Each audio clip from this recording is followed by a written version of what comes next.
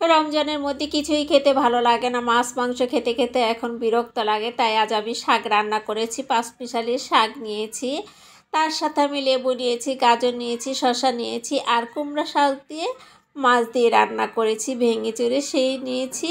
আর এখানে নিয়েছি শিমলা মরিচ। শাক দিয়ে খেতে আমার কাছে এত ভালো লাগছে, মাছ মাংসর চেয়েতে অনেক মজা লাগছে এই শাক দিয়ে, পাঁচমিশালি শাক দিয়ে খেতে আমার কাছে।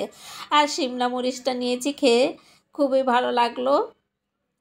আর মাঝে মাঝে আমি লেবুও নিচ্ছি, কারণ টক খেলে রুচি পরিবর্তন আসে। শসাটা হজমের জন্য উপকারী, গাজর নিয়েছি, সব কিন্তু এখানে অনেক উপকারী জিনিস আমি দিয়ে খাচ্ছি। আর রমজান মাস আসলে আমি কিন্তু খেতে খুবই কম পারি, কেন জানি আমি খেতে ভালো লাগে না আমার কাছে। যাই হোক, পাঁচমিশালি শাকের সাথে আমি প্রতি কামড়ে আবার শিমলা মরিচটাও খাচ্ছি, সেটা আপনাদের দেখালাম। আর টক নিচ্ছি যেতে খেতে যেন একটু ভালো লাগে।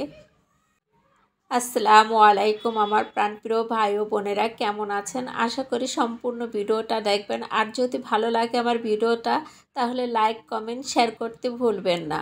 আপনাদের একটা কমেন্টে কিন্তু আমাদের উৎসাহ বেড়ে যায়। সুন্দর একটা কমেন্ট করবেন আশা করি।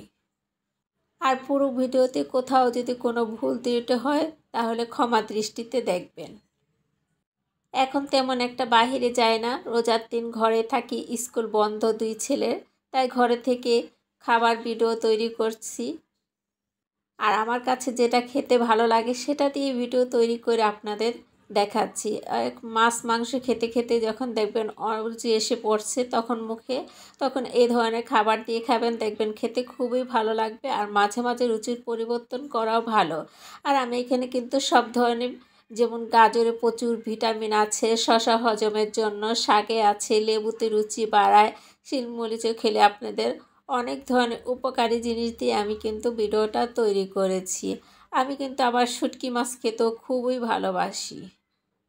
শুটকি ভর্তা, আবার শুটকি দিয়ে সব ধরনের তরকারি রান্না করে, শুটকি মাছটা কিন্তু আমার খুবই প্রিয়।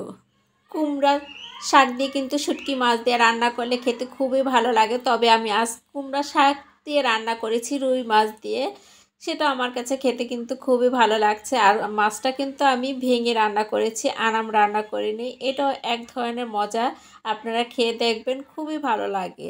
যাই হোক, আমার যদি কোথাও কোনো ভুল হয়, আজ ভয়েস দিতে তেমন একটা ভালো লাগছিল না, ক্ষমা দৃষ্টিতে দেখবেন।